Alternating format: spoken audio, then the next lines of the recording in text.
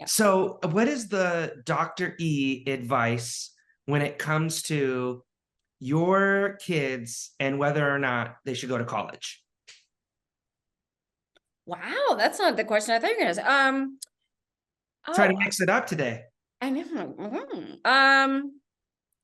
You know what? I really, it used to be that, every you had to go to college in order, I don't know, for your life to be whatever.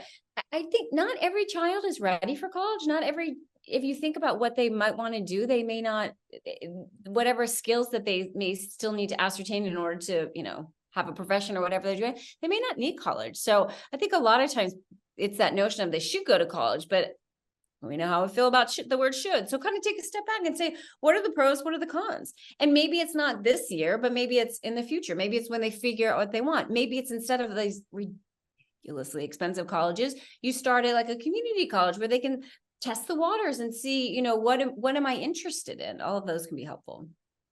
So I feel like so many of the parents today have this pressure of like, that's what you're supposed to do.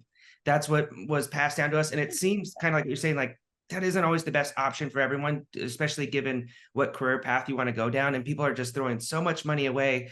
And what are they really getting from this experience? Is it what they're actually learning in school? Is it the social aspects of having those fun times, making those connections, and having a great network that comes along with a good school that has people that are, from elite families all over the country? But I feel like I'm moving too as well, more on the side of like, maybe find the path that's best for you, and that doesn't necessarily mean throwing 60,000 a year at a school to get your Yeah. general education before you Yeah. even figure out what you want to do. Yeah. But, and what you said is also super important. Remember that college is part of its academic, but so much of it is that social growth.